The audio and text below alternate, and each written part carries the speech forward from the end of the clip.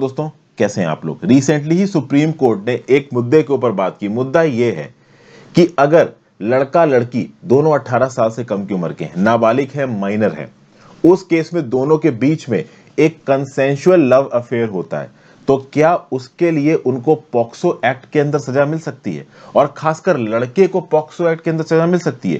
क्योंकि रिसेंटली हुआ यह है कि एक 25 साल का इंडिविजुअल मेल जो कि 10 साल की जेल की सजा काट रहा है, उसको 2 साल 11 महीने जेल में रहने के बाद जो बचे 7 साल का टर्म था वो सस्पेंड कर दिया सुप्रीम कोर्ट ने। और इस पर्टिकुलर इंडिविजुअल को जेल में पॉक्सो एक्ट सेक्शन 6 के वॉयलेशन के लिए डाला गया है। सेक्शन 6 काफी हार्ड है पॉक्सो एक्ट का। यह बात करता है एग्रेवेटेड पेनिट्रेटिव सेक्सुअल असॉल्ट की, यानी प्रॉपर रेप की यहां पे बात हो रही है। ये आपके पास सामने है section 6 of POCSO act, punishment for aggravated penetrative sexual assault. ये क्या बोलता है? Whoever commits aggravated penetrative sexual assault shall be punished with rigorous imprisonment for a term which shall not be less than 20 years, which may extend to imprisonment for life। आप समझो भाई, यहां पे बात हो रही है प्रॉपर रेप की, और वो भी रेप एक बच्ची का। तो अपने आप में एक बहुत बड़ा केस बन जाता है यहां पे। बट प्रॉब्लम ये है कि जिस इंडिविजुअल के अगेंस्ट ये इल्जाम लगाया गया है वो खुद एक एडोलेसेंट है, वो खुद 14 से 18 साल के ब्रैकेट में आता है। अब इसकी टाइमलाइन समझते हैं। केस के डिटेल्स के हिसाब से ये बताया जा रहा है कि ये जो लड़का है वो अभी 25 साल का है, और जो लड़की है उससे 4 साल छोटी है, यानी 21 साल की है। ओवरऑल इनके बीच में लव अफेयर कब शुरू हुआ? जब ये माइनर थे। जो डेट बताई गई, जो साल बताया गया लव अफेयर का, वो है 2012। मतलब अभी के लिए अगर लड़के की एज 25 साल है और लड़की की एज 21 साल है, तो 2012 मतलब अभी से आप 10 साल पहले चले जाओ। मतलब उस समय पे लड़के की एज रही होगी 15 साल और लड़की की एज रही होगी 11 साल।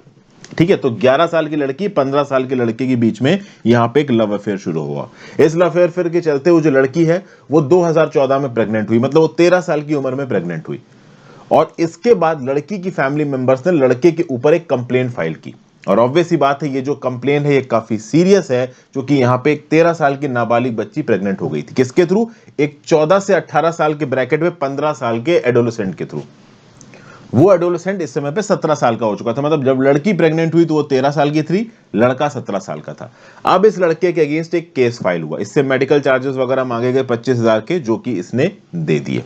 ठीक है भाई, केस चला, लड़की प्रेग्नेंट हो गई। यहां पे पॉक्सो एक्ट के अंदर इल्जाम लगाए गए इस लड़के के अगेंस्ट। केस पहुंचा ट्रायल कोर्ट में और इल्जाम काफी सीरियस लगाए गए थे, जो कि पॉक्सो एक्ट 2012 के सेक्शन 6 के अंदर ये इल्जाम लगाए गए थे। और सेक्शन 6 के अंदर हमने अभी देखा कि जो मिनिमम सजा हमें नजर आ रही है वो है 20 साल, जो कि लाइफ इंप्रिजनमेंट तक जा सकती है। फिर आप यहां पे देखोगे कि ट्रायल कोर्ट के जजमेंट आने से पहले इस लड़के ने उस लड़की से कर ली शादी।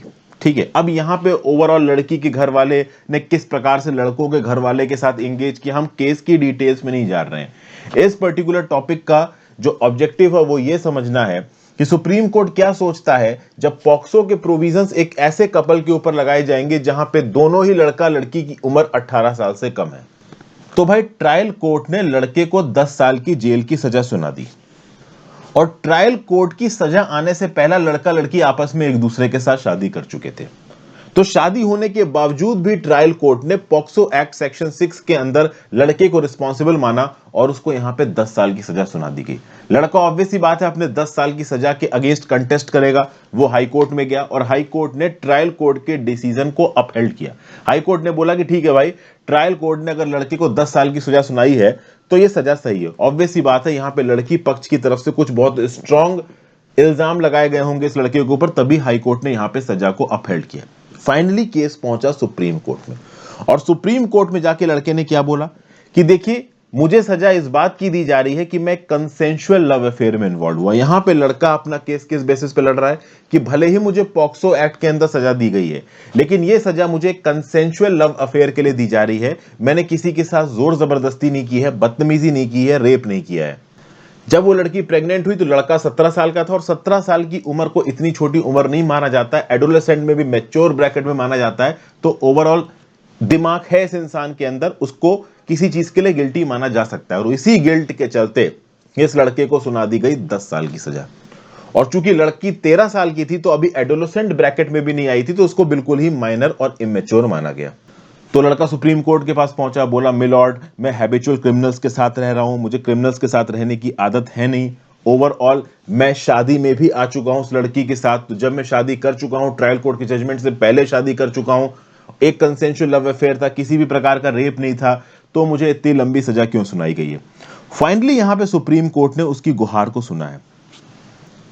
सुप्रीम कोर्ट का बोलना है कि देखिए पॉक्सो एक्ट के रिस्पेक्ट में जो सजा आ रही है अलग अलग हाई कोर्ट की, अलग अलग हाई कोर्ट पॉक्सो एक्ट के प्रोविजंस को अलग अलग प्रकार से डेसिफर कर रहे हैं।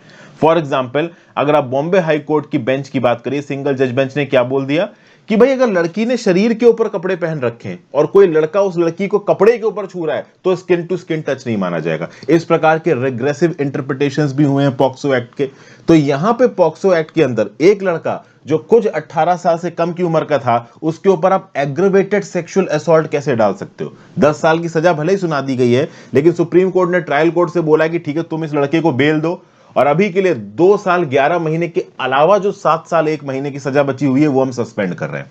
केस पूरी तरीके से खारिज नहीं हुआ इस लड़के के अगेंस्ट, इस लड़के को यहां पे बाइज्जत बरी नहीं किया गया है, लेकिन अभी के लिए 10 साल की सजा में जो लगभग 7 साल की सजा बनी है उसको सुप्रीम कोर्ट ने सस्पेंड कर दिया है और ट्रायल कोर्ट को भेजा है, बोला है कि तुरंत इस लड़के की बेल एप्लीकेशन को मंजूर करो। हां, बेल एप्लीकेशन के जो एग्जैक्ट प्रोविजंस है, जो एग्जैक्ट कंडीशंस है, वो ट्रायल कोर्ट सेट कर सकती है। मतलब बेसिकली सुप्रीम कोर्ट ने यहां पे एक लीनियंट व्यू लिया है। और वैसे तो देखिए हाई कोर्ट ने और ट्रायल कोर्ट ने भी लीनियंट व्यू लिया था, क्योंकि section 6 of the POCSO act के अंदर 20 साल की सजा है और इस लड़के को 10 साल की सजा हुई। लेकिन इस लड़के का भी पॉइंट सही कि मेरी उम्र 18 साल से कम है और मैंने किसी प्रकार की जोर जबरदस्ती नहीं की। लड़की की उम्र इतनी कम थी कि लड़का अपने स्टैंड को यहां पे जस्टिफाई नहीं कर पाया। आप मुझे नीचे कमेंट बॉक्स में बताओ कि पॉक्सो एक्ट के प्रोविजंस क्या ऐसे कपल के ऊपर लगने चाहिए जिनकी उम्र 18 साल से कम है, और 18 साल से कितनी कम है तो प्रोविजंस लगने चाहिए, कितनी कम है तो प्रोविजंस नहीं लगने चाहिए। आप अपनी रीजनिंग नीचे कमेंट बॉक्स में दे सकते हैं। Thank you for watching friends. I hope आपको कुछ ना कुछ यूजफुल यहां पे जानने को मिला हो। Section 6 of the POCSO act याद रखना, इसके क्वेश्चंस आपको किसी रिलेटेड मेंस के पेपर में भी दिख सकते हैं और इस प्रकार के केसेस को आप किसी केस स्टडी में कोट कर सकते हो अगर आपको किसी रेलेवेंट जगह पे इस प्रकार के केस स्टडीज लिखने को मिल जाती है। इसलिए मैं ऐसे केसेस अक्सर आपके साथ डिस्कस करता रहता हूं। Thank you for watching. ज्यादा से ज्यादा लोगों से लेक्चर को शेयर करना, इंस्टाग्राम पे फॉलो कर लीजिए, टेलीग्राम ग्रुप ज्वाइन कर लीजिए, दोनों चीजों का लिंक नीचे डिस्क्रिप्शन बॉक्स में दिया हुआ है। Have a great day friends, good bye. If possible click the join button, that is specifically very very helpful for me. Have a great day friends, good bye.